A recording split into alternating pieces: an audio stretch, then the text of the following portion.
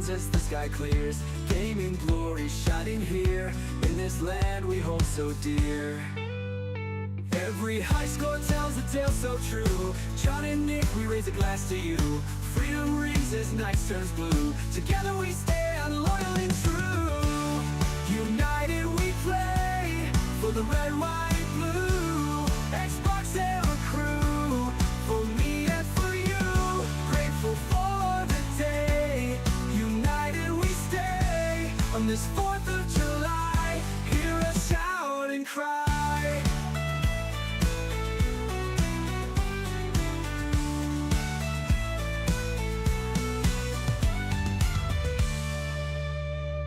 United we play for the red, white, blue. XboxEra crew, for me and for you. Grateful for the day, united we stay. On this 4th of July, hear us shout and cry. Oh, oh, hear us shout and cry. Oh, oh.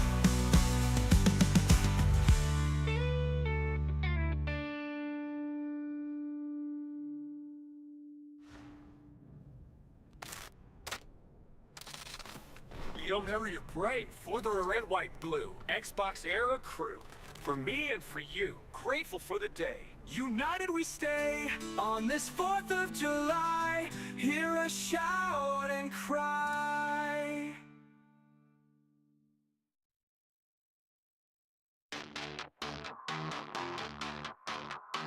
Patrons keep the dream alive. In this Xbox vibe, we thrive. Fans, we got your back. Together, we attack. Let's go, let's go. XboxEra, you and me. Together, together. Without our crew, we wouldn't be forever. We're fueled by your support. In this digital court. Say what, say what, say what? Lights and games inside our minds. Let's play, let's play. Patrons are the ties that bind. All night, all night. XboxEra, you and me. Together, together, together. Without our crew, we wouldn't be forever.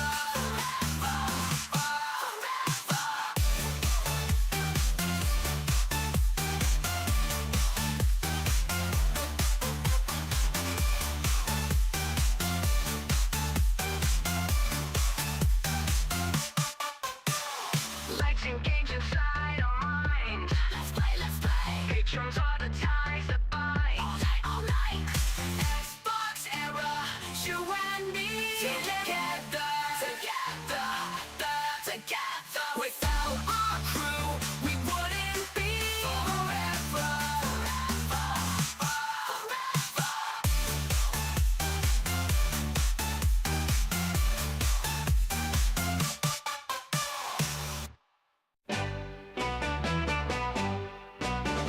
John's gotta struggle with the crowd.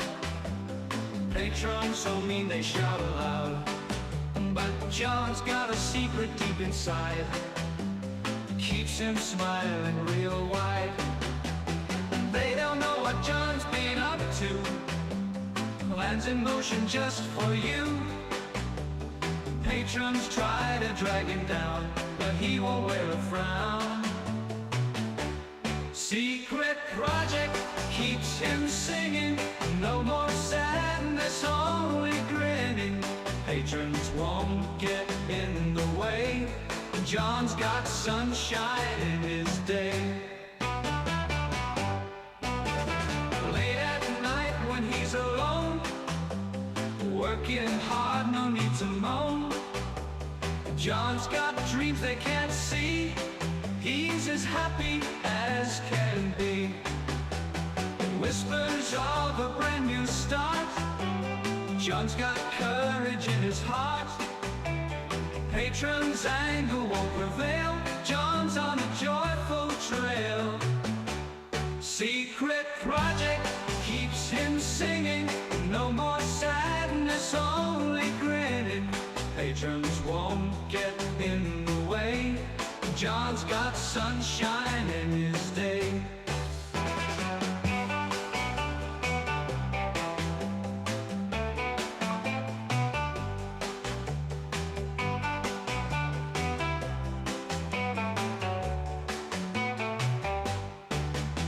Late at night when he's alone, working hard, no need to moan. John's got dreams they can't see. He's as happy as can be. Whispers of a brand new start. John's got courage in his heart. Patrons' anger won't prevail. John's on a joyful trail. Secret project keeps him singing. No more sadness, only grinning. Patrons won't get in the way. John's got sunshine in his day.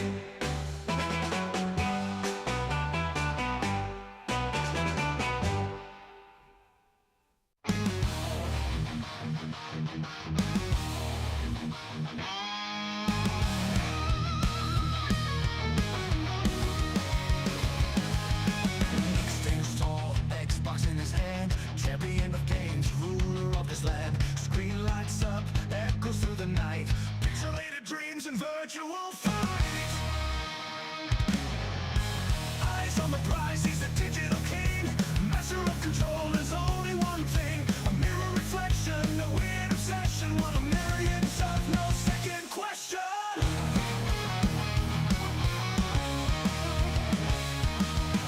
Eyes on the prize, he's a digital king.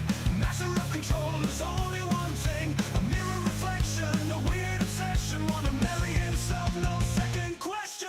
Nick of the nation, star of the game. Patriotic fever driving him insane. He loves his own shadow, wants his own name. Xbox is his kingdom, glory and fame. Joystick warrior loading up pride. Takes on the world, nothing to hide.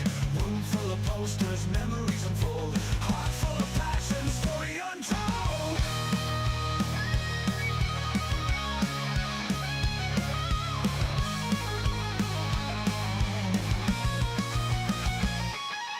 Marry himself, a bizarre plan.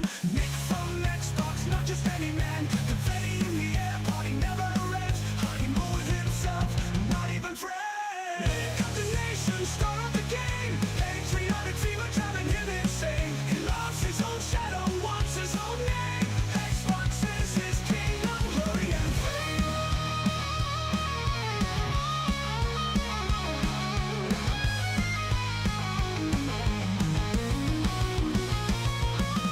Marry himself, a bizarre plan.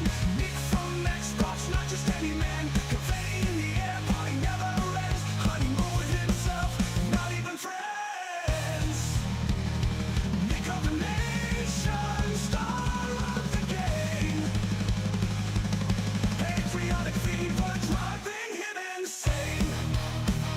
He loves his own shadow, wants his own name. Xbox is his kingdom, glory and fame.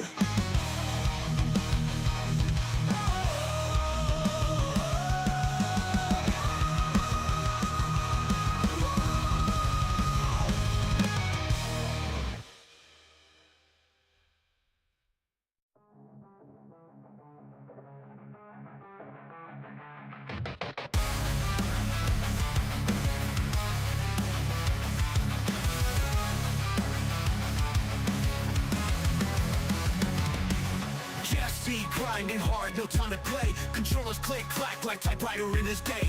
Podcast king, he don't need no rest. 6 days a week through the digital quest. Sleepless nights, blue light in his eyes. Console lit brighter than the skies. Threads and tweets, he's undefeated. In the Xbox era, his work never depleted. Jesse's the man, the legend in the game. Never slowing down, powering through the pain. XboxEra is about to enter its 5th year, and that's all thanks to you. If you're new here, let me fill you in. XboxEra is a platform for the Xbox community with best-in-class forums, a kick-ass Discord server, and of course XboxEra.com, chock full of the latest news, reviews, and more, all focused on your favourite platform, Xbox. It's every Xbox fan's gateway to the best of Xbox era.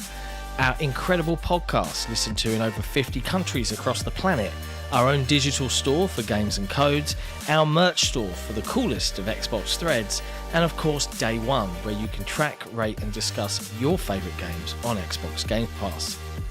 XboxEra is built for you, and it's completely funded by you. If you value having a publication truly focused on your preferred place to play, you can support us directly via Patreon. Just head to patreon.com/XboxEra. You get cool swag and awesome perks, and we get to keep doing what we do. Become a part of the best Xbox community on the internet and help us build the next 5 years of Xbox Era. Thank you for your support.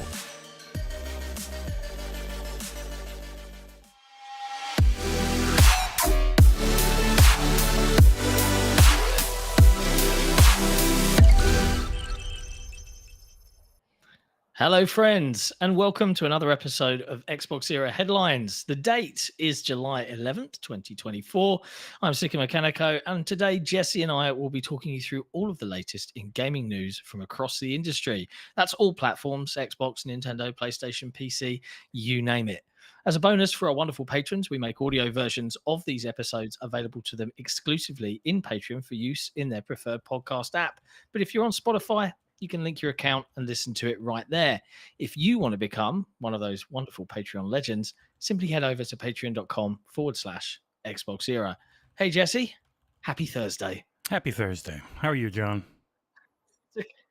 I am excellent. I am enlightened. I am on cloud nine. I'm a very happy man for a multitude of reasons. How you you good? Are you happy? I am. I'm It's sending you good. another code for that thing you just asked me for. Excellent. Do you want to do it, or should I you get one of the other? get pre-drag. Yeah, okay. Or whoever you Yeah, want. I get Yeah, enough it's things cool. as I have a Steam Deck OLED coming in later today. Oh, man. I don't know. I was just asked nicely a year ago, and all of a sudden they responded. So I'm not going to say no. But yeah, No, other than I that, won't blame it's been a week of actual news. It's been a busy We can't complain. time. Yeah, it had been super quiet Yeah, and all super the slow. reviews. Yeah. So between all of us, I think we'll have pretty much every day one release for Game Pass this month covered. I'm sorry, I have to stop you there. It's very clear Xbox don't do day one games anymore. They're de-emphasizing day one games, Jesse. Like, what are you talking about? What do you mean we're reviewing day one games? I don't know what you mean. That sentence no longer makes any sense. We live in a world where it just doesn't compute anymore. Obviously, I'm joking. But yeah, I'm doing 2. You've done like 3, 4.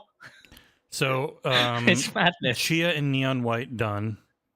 Kunitsugami Yeah. and Flintlock ready to go for closer to their launches. Chengiz is working on Magical Delicacy. You have Flock in Dungeons and Hinterberg. So that's pretty much everything. That's day one, or what do they call it?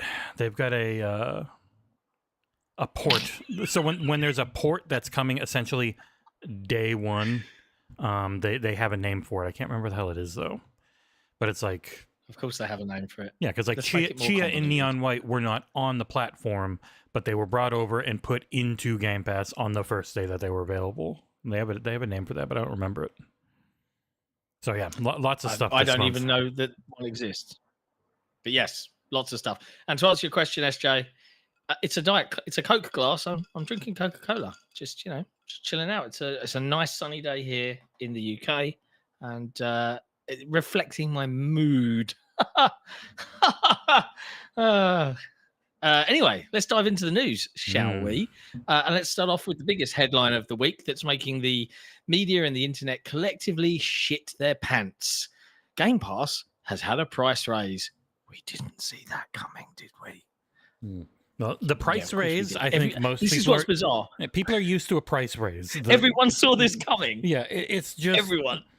when it was coupled with the shuttering of the Game Pass for console tier and the addition of a standard tier that doesn't include day one games, people immediately saw that as an opportunity that all of their not sustainable and no games and all that type of stuff takes are true, and so that they could just jump right on it. So for anyone wondering what the changes are, it's actually makes more sense now tier-wise, but the naming's not great. It's not like bronze, silver, gold, or anything very obvious from the outside. You now have Game Pass Core, Game Pass Standard, Game Pass Ultimate if you're on consoles, or PC if you want Ultimate. And then, of course, there's still Game Pass PC. Ultimate and PC stay the exact same, don't change, but both go up in price. In the US, Ultimate goes up by $3 a month to $20, and PC goes up to $12 a month from $10. Core stays the same, $10 gets you multiplayer and deals. So like if things go on sale, you get a little more off. Then if you have Game Pass for console, you can keep it as long as you keep it active monthly. Same price, same everything, but you have to have already had it before it was gone. And you're grandfathered in, but you can no longer stack it past 13 months. Everything else should still be stackable for up to 3 years. They didn't say they weren't. It is replaced for new users with Game Pass Standard, which gives you multiplayer, which is new, deals, and a vault of hundreds of games. What those games are, don't know yet. They'll say closer to their September launch for that tier, but unsure. But no day one games is the big Microsoft thing. Yeah, it's all Microsoft and ZeniMax and Activision. I imagine it's going to be the things that are in the service for a long time, because mainstays. Like Mainstays on the service. if you look at EA Play, things go in there roughly a year after they come out. Sometimes they're sooner, like a lot of the sports games are about 9 months, because they want to get people into the previous year to try and maybe buy the next one.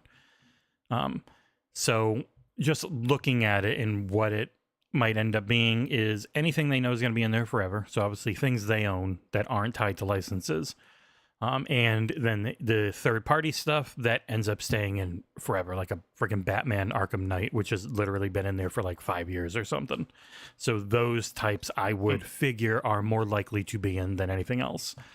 Other than that, you've got Ultimate, which is the exact same, just more expensive, still has day one games. PC, which is the exact same, just more expensive, still has day one games. And there has been a narrative going around from people I really know and like that I don't get, where they're trying to say like either there haven't been enough day one games, like Steven Totillo said, but then he later clarified saying it was first party.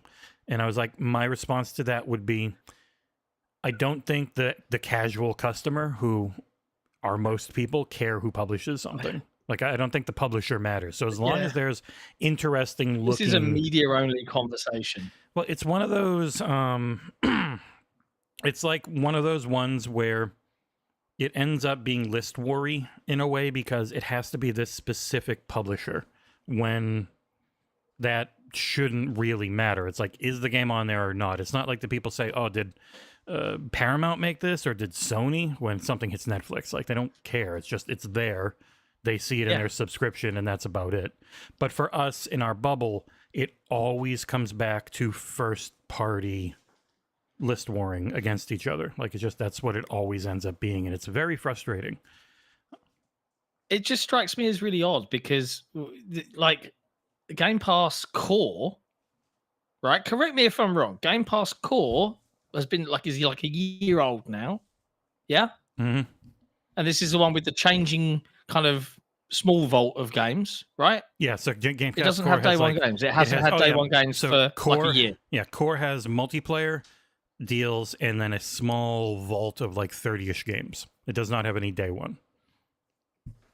So the narrative that we're seeing online of Xbox are walking back day one games, you know, oh, now what they're going to do? Oh, they can't say day one on Game Pass anymore. I'm like, wait, what? Like, this has existed for a year, right? Mm-hmm. It's been fine. It definitely feels... So why is this suddenly a conversation now? Well, because it's incredibly slow. Like, it is really slow news-wise right now. Engagement. So finding something you can talk about, especially something that is hitting notes of what you were almost feeling like you were hoping would happen. There's a lot of people that feel like they're trying to take a victory lap around something that isn't actually happening. Like they're taking this thing that they wanted to have happen for a very long time and are applying conditions and fallout from it that I just don't think most of us who are actually in the ecosystem all the time are feeling at all. Yeah, like I think it's fair to say that, like, hey, price rise. I mean, we all, kind of felt it was coming, but like, it sucks. But it is what it is. Like, I'm still living in a world where it gives me the value of buying 4 $70 games. Mm-hmm. Yeah, it's going to be the same thing for most people, where it's like, so if they weren't super into playing a variety of games, it wasn't worth it before. Like the price increase on Ultimate, or even just have, like, if you play a couple of games a year and one of them is like Fortnite or Call of Duty, it's probably not worth it. Although I know a lot of people say like, oh, it's $240 versus nothing. But it's like, well, no, if you're playing online multiplayer on console, you're already spending at least $10 a month, if not $60 a year, though that is going up to $75 a year. Because that was one of the other changes, is the yearly core price goes up, I think, from 50 to 75 or something like that, or 60 to 75. I do not remember. But okay, it's one of these things where it's like, it feels very expensive off the top, but if you're buying 2 or 3 full price games a year and you play anything online, it's essentially the same cost, but then you're getting all of this stuff. Now, if you don't have the time, like, that's why there were narratives going around that, like, this is what Microsoft wanted this to be their platform. Essentially, their platform was just Game Pass, and it's like, it's been years since Phil said it's about 15% of our income. It's probably never going to get much higher than that, and that's fine, because they have a ridiculous amount of income that comes from everywhere else, like free-to-play games avenues and stuff. Into like, the plan might have been all early different on. ways into the ecosystem. Yeah, like, how big can we make this? But I saw like Matt Piscatella saying they wanted those 3 billion customers, and it shows that Game Pass can't do that or something like that. And it's like, I highly doubt they ever thought they would get 3 billion Game Pass customers. I remember the target for 2030 was 100 million. And most of that was going to have to be through PC, like that, and mobile, especially, because those are the places you can actually get new customers, because you're pretty tapped out on the console side of things. But it's like, yeah, they want the 3 billion customers, but that's just people who will ever touch any of their games, not subscription people. Like, that would be insane. But yeah. Strange world. And I can see some good conversation in the chat from our wonderful community, as always. I'm going to call out a couple. Mohammed Sherez, talking to Tom Raptor, one of our legendary grand benefactors, and then some. Kudos to the XboxEra team for building a positive community, or thanks to them, like attracts like. And again, like, not to toot our own horn, so to speak, but if you're here and you're watching, we don't engage in negative click farming rage bait, right? That's just not who we are. I think all the people that do that on YouTube probably hate it. They hate the fact that they do it. They hate themselves for it. Mm-hmm. And neither anyone in the team want to ever do that. No. And if you're one of those people that hates reading that crap and listening to the rage and the anger and the hate and the vitriol, welcome. You're in the right place. If, however, you're expecting us to be just like, oh, Microsoft, thank you, Microsoft. The real story is obviously the price cut is just paying for our. It's just paying for our wages, right? That's not obviously the case, but like, you can expect us to call them out. The price being raised sucks. It sucks for me as a consumer. It sucks for you as a consumer. Is it unexpected? No. Is it the case that it's kind of been the narrative for the last year? Yes.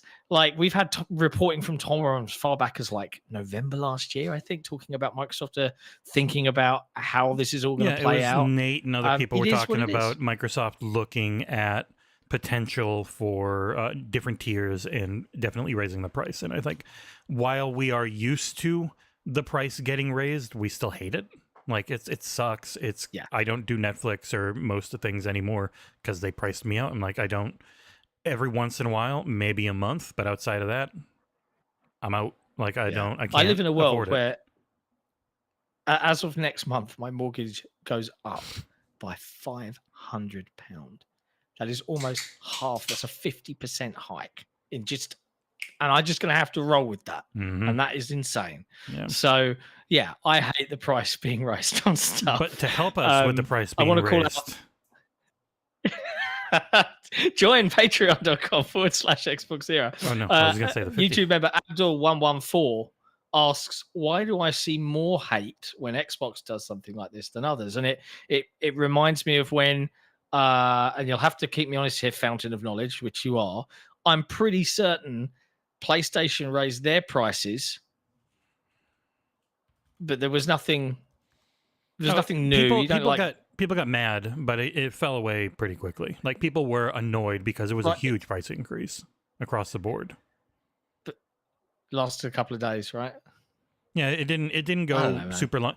It's like Nick put up a funny tweet, essentially that if Nintendo does something bad, people are like, oh, Nintendo. And then if Sony does something bad, people get a little mad and then forget. But if Microsoft does anything bad, and raising prices is bad, it's not good, people lose their shit. And they lose it for a while, and they go super dramatic with it, like seeing people on Twitter saying this, or the main line I saw from multiple people who I know and like was the enshittification of Game Pass. And it's like, you don't use the service then because it's the best it's ever been. And they just had a showcase where they showed a ridiculous amount of great looking stuff.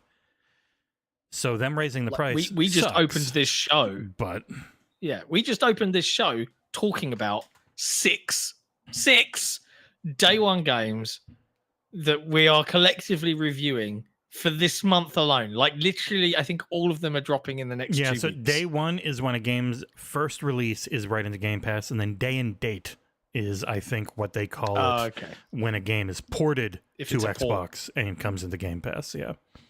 Look at you! Your Fountain of Knowledge reputation couldn't handle not knowing what that was. It popped into my head again, thankfully. And also, say Fountain of Knowledge, Fountain. We have to say, of course, thank you to the amazing Torn Raptor who gifted 50 YouTube memberships because he is amazing. I don't know what else to say. How did you miss that? It's been what the? Yeah, you completely. I was scrolling up, looking at. How did I? Man. As I was trying to segue you into it a couple times, and you just said no. Live. I know, it's very nice. Oh, and there you go. And now you start to cry. I don't have YouTube. Shit. All right, I'm going to quickly set up Twidget so I can show this. You talk. Tom Raptor not only just donated 50 YouTube memberships, and I don't even know what they're worth each. He then just dropped a $500 Australian super chat that says, "Love you boys, see you next month." Because thanks to this kind of stuff, you, the community, are sending this team to Gamescom, and I cannot be more excited about what we are bringing. You cannot be more teasy about what we're bringing. Oh, secret project hashtag. It is super, super hype. And when we see stuff like this, like I'm actually a little bit speechless right now. I'm not gonna do an indie dev crying on camera though. I'm fine. I got it. Bam. Twidget set up. Okay, that goes up there. I'll get Mohammed Therese did one too. A super chat. Boop boop. There you go. Torn Raptor. Like 500. Genuinely, the 50 of you that just redeemed memberships right now. Like if there's any left, because 50 is an insane amount. Genuinely consider sticking around because I guarantee you won't find a better place for the kind of chit chat and coverage and genuine good humor around the video games without the vitriol than XboxEra, and that's unless it's Nick hosting the podcast alone. Oh, if it's Nick hosting, well, I have no. Thankfully, He out of my hasn't. hands. He hasn't gone over the top this weekend. And myself and Rand will be there. We'll try and rein him in a bit if he does. So. Enjoy your 6-hour show. What else? My there was God, a super chat I'm all from of a tizzy. Mohammed Sherez as well. Mohammed Sherez, yeah. I've got it here. Thanks to Tall Raptor for paying for my XboxEra YouTube membership every month, even as an executive producer already. Seeing your generosity is amazing. I can only agree. Tall Raptor is a bit of a ledge. And we've got Hebs, who's been a member for 1 month, but if memory serves, is an XboxEra Patreon as well. The only smile John has given the patrons in a while, even when he hates us, he loves us. Keep up the great work. Oh, I can't wait to talk to you guys and do the things soonish. Yeah. Mohammed Sherez again, just straight in with another super chat. Nick is never here when the mad gifted subs drops. He deserves it for stealing the community's game codes. Yeah, if anyone missed the XboxEra podcast at the weekend, someone in the community chat gave a game code for the rest of the chat to redeem. And Nick, host of the podcast, man who doesn't even own a PC that runs Steam, redeemed the code anyway because he is mental. I can't think of any, like, it was disgusting. And I think everybody was appalled at his behavior, including himself. So I was shocked. I tried telling him, was like, if you try and redeem that, it's just going to redeem. You can't see if you can redeem it. It will automatically redeem it. But he didn't. There's no like, are you sure you want to? Yeah, it's not Xbox where it will say, do you want to redeem this? It will say, you redeemed it. It will show you what it is and be like, confirm. But anyway, look, that is, including a massive tangent, that is the Game Pass price changing news. It sucks, but like, if you're reading all this stuff about the shitification of day one on Game Pass and day one Game Pass in general, how can they say that anymore? It was day one and it was Game Pass in general, which is weird because, like, I would say the last 3 years have just been crazy, nonstop stuff overall. If you're into a variety of games, like even 2022, when they didn't have much in the way of first party, they only had like three games that were first party, all good. A couple of them great, but none of them big budget. And so I get it. People are like, nope, not good enough. But Game Pass that year was still AAA really good. Mate, yeah. It's like when the actual service, narratives. If you don't use the service, especially because like you either have a Steam account that's pressed that you get every game that you want and you just play it there. So it makes sense because it's right there. Or you just get codes, or you don't even have an Xbox or a PC. And so you always ask for PlayStation codes. Like, I get it. I get that you don't know how good the service has actually been for the people that use it every day and that pay for it. Like, if you are into a variety of games, if you're not, if you're only into, I play a couple things a year, one of them is always Call of Duty, or it's mostly free-to-play shit, then yeah, of course, it's not going to be for you. And shit on price hikes. Price hikes suck. But also, the actual value of stuff you can get out of Ultimate is still wackadoo crazy compared to its cost overall. Yeah, I saw one interesting discussion between Jez and I don't know who the other guy was, but it was like talking about Game Pass and the devaluing of games and how people just expect it. And Jez's point, and I think it was succinct, was I think the big problem the industry has, and it seems like Game Pass gets the blame for it a lot in this regard, is huge stalwart free-to-play games.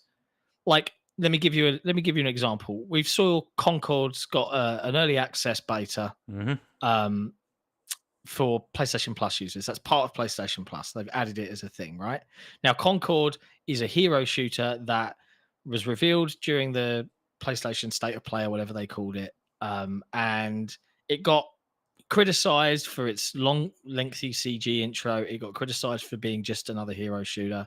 But I think the problem, as I read this conversation, is like, if I am a huge Overwatch fan and I think, ooh, a new hero shooter, the psychological aspect of it, I might have been investing in Overwatch or Overwatch 2 or whatever it is for like 2 years or something. And I've got all these skins and all this money and all this time invested. I might try that game, but it won't survive because I've got to go back to the game I've invested in. And that and the size of these games and the fact that they're everywhere and the fact that they're always in the top 10, that is the thing that is threatening a lot of the industry. I don't think it's Game Pass, people, from the smallest platform, right? From the third place platform. That's the thing that's threatening the entire indie industry. I don't think so. If only 30 million console players are using Game Pass, how is it threatening the entire industry? You explain that to me. Well, it doesn't make any sense. It's also been the whole like wait for a Steam sale. Like that has always been a thing on the PC side. Same like thing. there's multiple, especially if it's single player. And the simple truth of there are too many games for anyone to keep up with.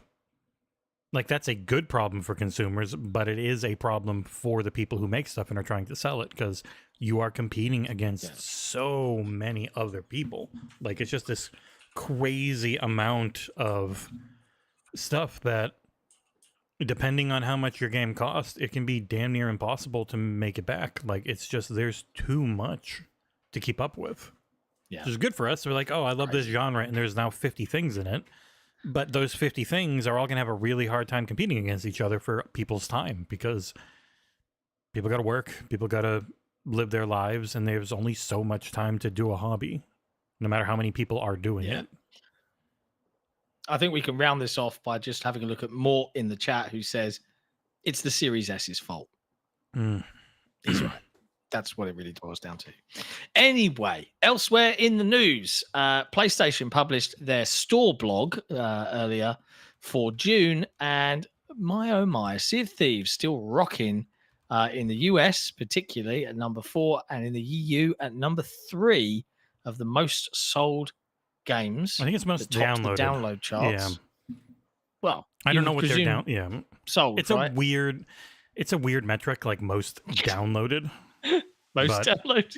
Yeah. It's just a bunch of people that have already bought it. Just unlike on Xbox, you can only download if you own, because you can't use your app and go in and download something on PlayStation 5, as far as I remember. Preload stuff. Yeah.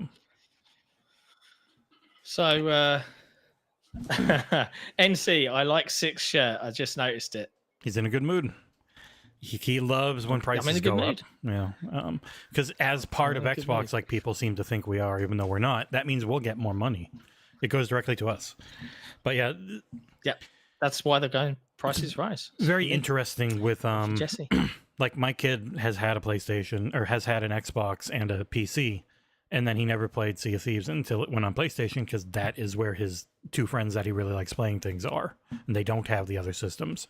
Like they do have, one has a PC, the other doesn't, but now it's finally on something all three of them have, and so they can just play it wherever they are. And it's like any live service game like that, and it's what makes me think it would be the same for Helldivers to help it out over time.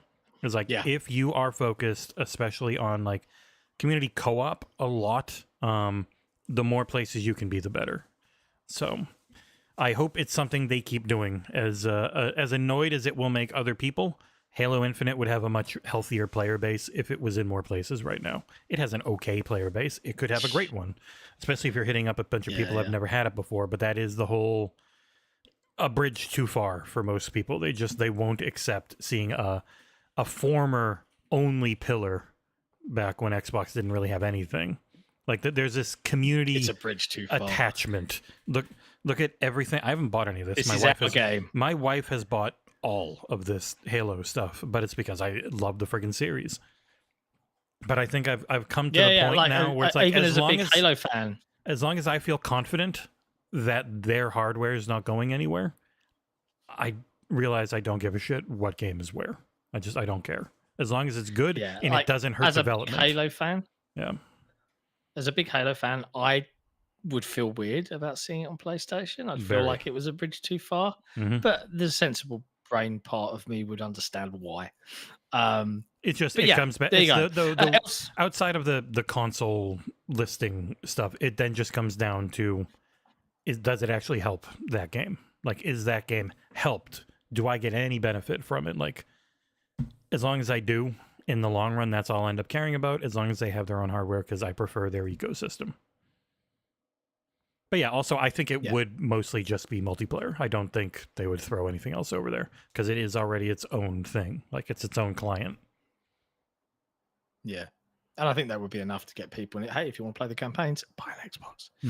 Mhm. Or pick it up on PC. Next up in PlayStation news, they released the new PlayStation Plus catalog. We kind of covered it a little bit with the Concord early access side of things coming to it. But a selection of July's PlayStation Plus game catalog titles have seemingly leaked. This is written by I Tom think they confirmed Ivan them. over at I didn't update the VGC. leak. They have confirmed them now at this Yeah, point. PlayStation Oh, okay. blog. Okay. Yeah, let me get you the actual link for just the blog. One sec. My internet's not good. Well, let's presume that these games are correct while you're They digging were. out the blog. Crisis Core, Final Fantasy VII Reunion, Yeah, it was a Remnant 2. remake of a PC game, I think. Yeah, here's the actual link. Hold on. I will update the link on the showrunner. Boop, boop, boop. There you go. Kind of a weak month. Remnant 2 is in there, and Remnant 2 is very good. Jackbox Party Pack 9 is in there, which it's always a fun time nice. if you got friends.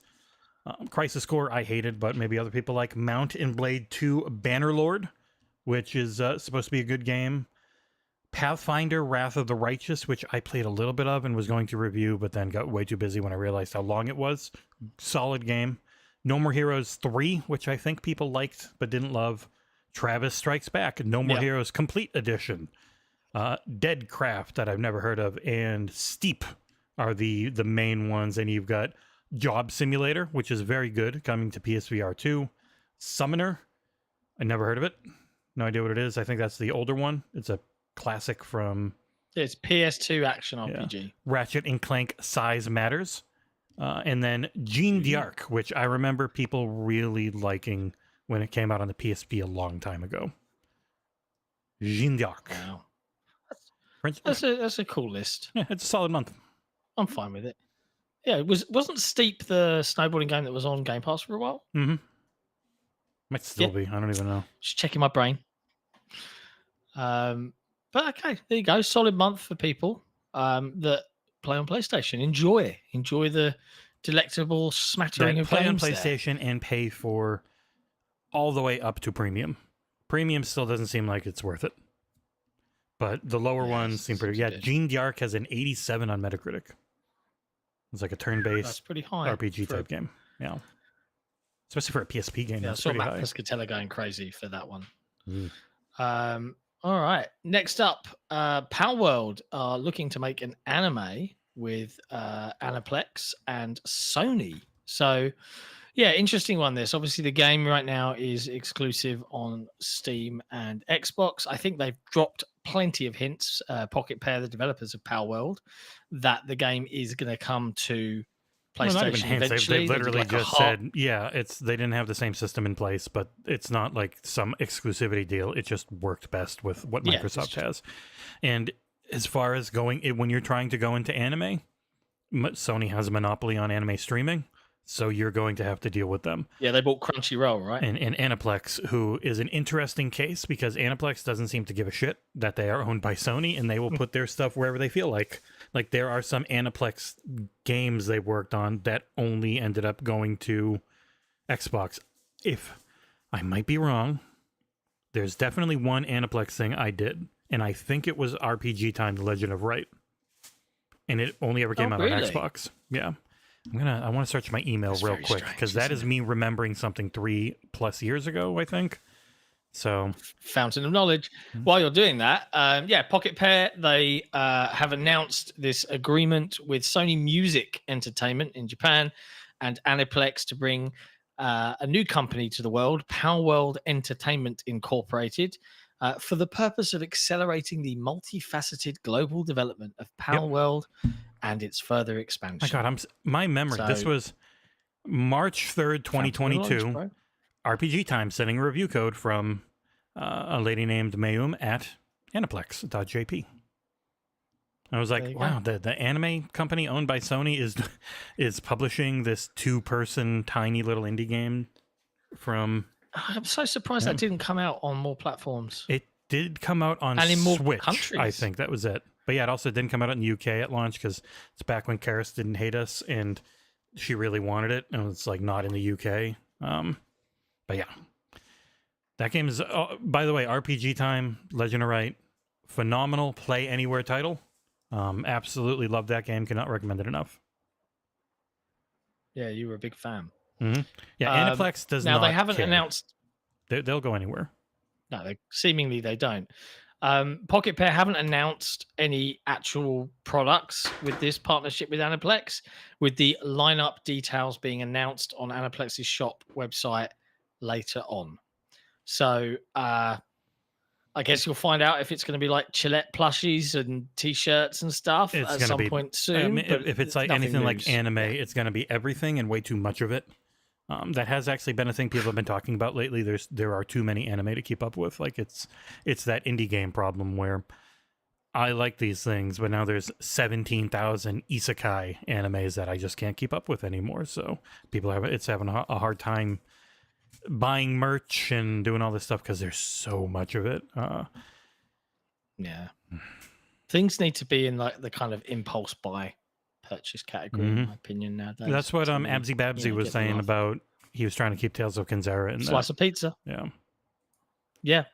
Not a slice. That would be like $2. A good quote to steal. Next up, this is a bit of tech news, but it will affect this industry. It seems. TSMC, which is the Taiwanese semiconductor giant, is reportedly planning to increase its wafer prices by up to 10% in 2025, according to a Morgan Stanley note cited by investor Eric Yonsa. Now, this is from Tech Power Up, written by Alexander K. This move apparently comes as demand for cutting-edge processors in smartphones, PCs, AI accelerators, and HPC continues to surge. Industry insiders reveal that TSMC's state-of-the-art 4 nanometer and 5 nanometer modes used for AI for customers like AMD, Nvidia, Intel could see up to 10% price hikes. So, tentatively speaking, if Microsoft and Sony and Nintendo are planning any kind of like dedicated AI chip, like we've seen in the recent spate of laptops, this could have a knock-on effect on the price of the actual hardware. We won't know that, obviously, but it's just something I think that's quite interesting. The AI bubble is done. The AI bubble's about to burst, but Britain chat, that's it. I quit semiconductors. Way too pricey. I'm selling all my semiconductors. That's what I've seen. That a call back to the friggin' Game Pass stuff, where people are like, okay, yep, that's it. I'm out. I'm, and then I would see people be like, yeah, I'm topped off until 2026, but after that, I'm done. I'm like, you just want done. Yeah, it's the Resetera thing where you want to jump on and be a part of the pig pile, and you want to kick everything while everyone else is kicking. It's just the dumbest. It is what virtue like the people who say, oh, you're virtue signaling because you have empathy for fellow humans. It's like, no. Virtue signaling is when you're saying something very obviously not true to be a part of a group movement. Like when it's really clear that you don't actually mean any of that. You don't mean it. You probably don't have the service, or you're just going to keep having the service and no one's going to know because they don't care anyways. You're just saying this thing that no one actually gives a shit about, so you feel better about yourself because people will like you more in this online anonymous form because you're pathetic. I don't like that world. Chipmunk 101 in the chat. TSMC is ruining the wafer industry. I'm on board. Do you know what? This is the unshittification of semiconductors, in my opinion. Yeah. I am never eating anything that has a wafer inside of it again. No more Kit Kats, nothing. Yeah. I'm out. Those lovely little pink wafers, out. No more. Sorry, guys. Next up, Elden Ring proves to still be incredibly popular and driven by the very, very successful Shadow of the Erdtree expansion. UK sales rose by nearly 500% in June thanks to that DLC. This is written by Tom Ivan over at VGC News. Elden Ring sales saw a massive boost in the UK last month, coinciding with the release of the game's first and only planned expansion. So you need the base game to be able to play this one, and it jumped 467% month on month. That's pretty crazy. Yeah. As someone who absolutely loved and adored it, it makes sense. It's an incredible. It's probably. It has gone above Phantom Liberty as my favorite expansion. Like, just because I like the base game of Elden Ring a little more than the base game of Cyberpunk. I do think... Yeah. So Shadow of the Erd Tree is almost as good as the base game, which was almost perfect. And then Cyberpunk is better than the base game, which had gotten itself to be really good. Like, because I think I gave it an 8.8 back at launch because I played on 1X and didn't have many issues at all. Instead, just really loved the story's still incredible. Like, their writing and all that stuff still awesome. But the issues were last gen consoles and especially PC and stuff. Like, the 1X seemed to be the lead platform that just was fine overall, especially if you had VRR on your TV. But Shadow of the Erd Tree is tapping into, because From is very good at DLC. Like, they've done a bunch of it for Dark Souls. 2's, I think, is like everyone's favorite for the most part. I own it for 3, but I haven't been able to do it because I bought it not that long ago when it was really cheap on sale, and then ended up doing this job and don't have the free time unless I'm going to stream. So maybe that'll be a stream in the future. I'll replay Dark Souls 3 with the DLC at a very blurry 1080p, but 60 FPS on Xbox. But yeah, Shadow of the Erd Tree is awesome and deserves all of the sales it got. And also, I didn't put it in here, but Rebecca Valentine of IGN, and I know people lose their goddamn shit at IGN, but I really like her, and she does very good work. She had an interview with, if you've played Shadow of the Erd Tree or watched anyone play, Igon, the Drake hunter, who is known for the screaming voice performance. And she did an interview with the actor who did that. And I feel bad, I don't remember the name.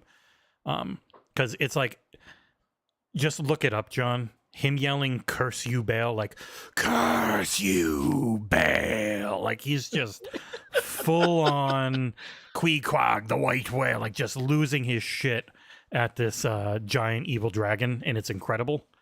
And she had an interview with him and what it was like to be in the recording booth with, obviously he's English, but Miyazaki and the From team were there, and everyone's like, "Oh, Miyazaki is like a rock star." Like, you can just tell he's everyone, this deference to this gaming god is what he called him, because he doesn't know much about the industry, but he's like, I can tell with that guy there's he's something big. And he's like, I would record, because he recorded, I don't know, like 30 lines, but it took all day because they had him doing it like hundreds of times, getting more and more emotional, because Igon is a dragon hunter who got beat up by a dragon named Bale, who's a big jerk that everyone hates. All the dragons hate him.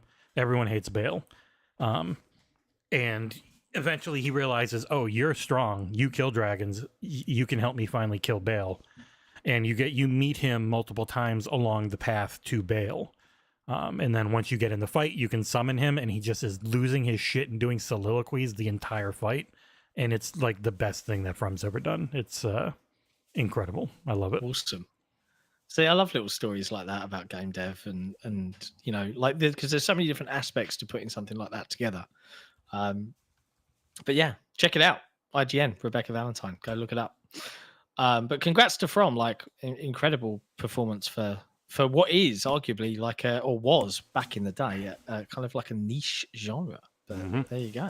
But they essentially created their type of action RPG. Yeah, exactly. Next up, 2K and Bioshock. Apparently the team is recruiting like mad for the next series in the Bioshock franchise. This is written by Tom Ivan again over at VGC News. Cloud Chamber, the development team that's working on it, has almost 30 openings for employees to come and join that studio. There's a quote here. According to its own website, Cloud Chamber is currently recruiting like mad for game developers in 2 amazing locations, San Francisco Bay Area and Montreal. The studio has 29 open roles. Shit areas, they should say. Yeah, very expensive to go live there. 29 open roles across a range of disciplines, including animation, art, design, scripting, production, management, and writing. 2K originally announced a new Bioshock entry back in 2019, but has been pretty quiet about everything over the last 4.5 years. So who knows what's going to happen on that front. But yeah, at the moment, Ken Levine, who was the original director of Bioshock, he is working on Judas, which got a kind of debut kind of gameplay previewy thing. I want to say earlier this year. Yeah, I think last year. they brought in, I think it was the Friends Per Second podcast, oddly IGN enough, and a few others to Boston to take a look at it. Yeah. But yes, there you go. That is currently developed by Ken Levine and Ghost Story Games. Interesting times. So yeah, if you're looking forward to Bioshock, anytime now, hopefully. Next up, NBA 2K25 have announced their cover athletes for the next iteration in this franchise. I don't live in America or follow basketball. Jesse, take over. I am from Lawrence, Massachusetts, which is just northwest of Boston. And so I threw this story in because the cover athlete this year is, of course, NBA champion. They say world champion, but it's not a world sport. NBA champion Jason Tatum of the Boston Celtics. So they've got their many additions, including a new one. They normally had 3, but now they have 4. So they've got Jason Tatum as a cover athlete on the main regular edition. You have AJ Wilson, or I hope I'm saying that right. It's A, J-A, or Aja. Yeah, Aja Wilson maybe on the WNBA edition, because they do have the WNBA in there and all the players, which is always cool. Then they've got both of them on the All-Star edition, and then the newly inducted into the Basketball Hall of Fame for some reason, Vince Carter on the Hall of Fame edition. So they get more and progressively. I think NBA and WNBA will be the same price, but then All-Star, if I had to guess, is in the 80 to 90 range, and then Hall of Fame is in the 100 to 120 range. So, and you get a whole bunch of stuff for their microtransaction heavy mode. The actual base game every year is great, but it really, really, really, really wants to push you towards the My Player microtransaction stuff, which is not great. It's a grind, and they make $1 bajillion off of it. So I blame people like Nick. I agree. It is Nick's fault. Absolutely. And I'm glad that you hate the Celtics, because it means that they are good. If you didn't hate the Celtics anime compilations, it would be because you don't even think about them because they're bad. But you hate them. He's just funny. talking to someone in chat, by the way. Yeah. No, it's not. He's not talking to you directly. I'm talking to everyone who hates the Celtics. And it is funny because, like, Proven is from the LA area and is a huge Lakers fan. And his timeline now is mostly just people begging for the Celtics to hate each other and break up because they're very good. Nice. And the Lakers are not. Well, there you go. Basketball. I know, like, everyone's football mad over here in the UK at the moment because, bizarrely, right, it's been a weird kind of time. You know, we kicked the Tories out of government after 14 years of hell, and now England have made it to the Euro. They're going to bring it home, even though they never win. So calling it home is really weird. And it's funny, like I literally said this yesterday because I don't follow football and I don't care, right? We were watching Flight of the Conchords last night after we put the kids to bed, which, if you've never seen, is a kind of New Zealander musical comedy show thing. But we turned it off and we're like, oh, England won in the 90th minute. Wow, okay, cool. And I was like, wow, I don't think they've got to the finals like ever. They might actually win. And she went, like, we won the finals 2 years ago, said my missus. I was like, did we? And she was like, yeah, the women's finals. I was like, doesn't count, does it? Oh, wow. And then she kicked me in the nuts and said, yeah, it does. So there you go. Fun times, a little bit of bants between couples. It's always good. Apparently people were winding other people up with that kind of fact. I think women have, congregated to figure that one out and wind ignorant men up on that note. Last couple of bits as we round out the show today. Really good news on this one, and I'm looking forward to this game. Yeah, Space Marine 2 has gone together. gold. Yeah. Like this is up there on the. I'm looking forward to playing this. Did you play the original? Space Marine 2? People always say, "Oh, it's like Gears of War," and it's like it was more melee focused. Like, you did get weaponry and stuff, but it was very melee focused and going after the orcs. Though I haven't seen any orcs in any of the gameplay for this one. It's been more Tyranids, I think they're called. But yes, I'm very excited for this one as it comes out when everything is coming out. Like, everything's friggin' coming out at the beginning of September on. It's like, God damn it. End of August to end. I wonder where we'll be at the beginning of end of August. Well, thankfully it ends early enough where we should be home, not too long after, like, 10 days before this, so there's plenty of time. But it will hurt the Outlaws review. I'm going to have to see how the heck we end up doing that one. I'm kind of happy Black Myth Wukong isn't coming to Xbox now at launch, because it would have been no way to cover it, and I really want to. But yeah, Space Marines 2 looks awesome. 3-player co-op too, so me, you, and we'll have to get someone else maybe. Maybe I'll yoink my brother, and he'll have a code if I game share to him. So easy peasy. Yeah. And Focus is awesome and really like us, so I would imagine getting a couple codes would not be too hard in a game built around co-op as much as this one is. So co-op. It looks really good. It does look more shooty. Looks in these videos that I'm playing and stuff. I'm very excited. There's been a lot of really good Warhammer stuff lately, and this one comes out the 9th, so it's also a little further away from Stalker 2, which will help. Yeah. September 9th for Space Marine 2. Already gold. It does look really good, so get excited. Yeah, it just means big day one patch, focus on optimization. Yeah, I just got a couple of big day one patches that did finally let me play games on the Microsoft Store, which is really funny because I was playing one thing that's Play Anywhere, but you could not. So I had two things that were Play Anywhere, but you could not play them early on the Microsoft Store, and it has happened a few times, and it's very frustrating. And they fixed it right as the day after I had already swapped over to playing it on Steam, so I could see what it was like on PC, and I had restarted the entire game. It's like, cool, goddamn timing. Never mind. Boom, boom, boom. Quick super chat from Assassin Entertainment. I think I haven't missed any others. Question to you, gents, and the chat. So feel free to all get involved here. If you could meet and have a 5-minute conversation with any game developer, who would you pick? Personally, I'd pick Todd the God Howard. This is an easy one for me. Hands down, every day of the year, Tim Schafer. I want to hang out with Tim Schafer, and maybe he'll invite Jack Black over, and I'll just have a whale of a time. Sign me up. Interviewing Tim Schafer would be like a job dream come true, I think, in terms of interviews. I would love that. Maybe when they release whatever Double Fine are working on next, I'll get the opportunity to. You never know. What about you, Jesse? If you could interview one dev and hang out with them, who would it be? There are obviously a bajillion, but I am a huge Microsoft Encarta fan, so I would want to interview Phil Spencer. Smart answer. That's a sneaky one. You snuck in there. He's an executive now. He was a game dev once. It's funny as well because, speaking frankly to the audience, we're new at this. We're new at this whole games publication stuff.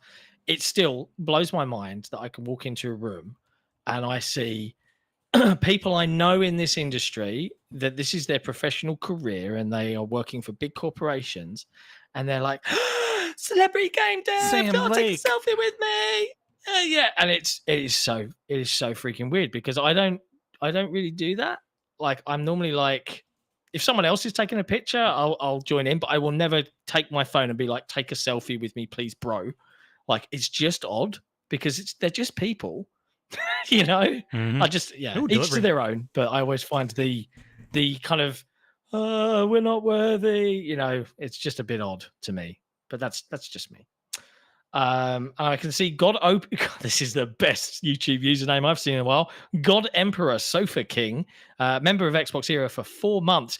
That's your Steam Deck OLED, address by isn't it? mistake. Oops. It's all right. You'll be fine. God Emperor Sofa King, member for 4 months, says, is Space Marine 2 Game Pass or was that just marketing? They have marketing. I don't think it's Game Pass. No, it showed Xbox Xbox is and everything at the marketing end, but Xbox has the marketing for it. They I gotta make sure I don't show this whole box. Yep. Be careful. I almost did. Opening a Steam Deck OLED just live on stream. Boop. Hey, thank you, Valve. I'm going to immediately hop into Flintlock and a couple other games on this. I'm poor, so I don't say no if people offer things. That doesn't gain them any good coverage. I know people yell at Paris because a lot of them are racists, and he got a chair, but this chair was $1,700, and you assholes have never said a word to me about it. And they sent 2 more that we also reviewed because the first one had a busted seat that were also $1,000 each. It's yeah, they're worth a lot of money, but also it's a marketing expense for them. And as long as you still trust the person in their review, who gives a shit? So Yeah. this is a really good chair. I think that's fair. I've had it for 2 years and use it for at least 10 hours most days because I work too much and it hasn't fallen apart. So, but yes, I now have, the heck, what is this email? Well, let's wrap up the show so you can play with it, okay? We'll wrap it up so you can play with it and have fun. Last piece of news is over at IGN, Suicide Squad, Kill the Justice League. Remember that game? IGN really loved it. Season 2. The original, the campaign. You liked it. These seasons, not good. As someone who's like, man, this friggin', the base campaign of Suicide Squad Kill the Justice League is really fun. Especially if you got a group of friends, up to 3 other people with you. Really enjoyable. I liked it quite a bit. Looks great, plays really well, interesting story. Gives big promises on what the campaign could be going forward with the seasons. But boy, for a game that was so delayed, these seasons are an enormous mess. Well, speaking of delays, 2 days it was meant to launch, but it isn't. It's now delayed. The next season for Suicide Squad Kill the Justice League. Season 2 is delayed just 2 days before launch. This is from Taylor Lyles, good friend of the XboxEra podcast, has been on thrice, and also wrote a section in the Celebrating 20 Years of Xbox book. There are still some left. If you want to buy it, head to xboxera.com/shop. Suicide Squad Twitter account posted update. Task Force X will be adjusting the release timing for the next season. Suicide Squad Season 2 will now launch on July 25th. So it's got like an extra 2 weeks-ish instead of July the 11th, which is today. So there you go. That is all the news. I don't think there's anything else to go over apart from Jesse excitedly ripping apart all the wrapping on his Steam Deck OLED. That I don't have. I don't have one of those. I'm going to get this thing off because it's keeping the 2 zippers together so I can't get it out. But it is nice. It comes with a little carrying case at least. But yeah, so that's good. I'm going to, whenever I can, get a Steam copy of things to let people know how it runs on a Steam Deck. I already try and do it with the Legion Go when I've got Play Anywhere stuff that's on Xbox or Steam code because it does both. I was like, I asked for this a year ago when it was new and coming out, and they just got around to the email because they're very nice and they do go through everything. I'm just guessing they had like a quadrillion friggin' emails to go through. So expect, I'll try and add that into stuff. I don't have Kunitsugami on Steam, but I do have Flintlock, so I'll try and add that to the review. But yeah, that's about it. The only other big thing for us really is outside of 75 friggin' reviews the rest of this month is on July 26th is our next XboxEra subathon. We haven't gotten a single sub on Patreon this month, so we really need to have one. Patreon.com/XboxEra. If you do like what we do and you want to spend, say, $3 a month to support it, it would be greatly appreciated. But yeah, that's the big one. July 26th. Independent video game publication. It's a wonderful thing.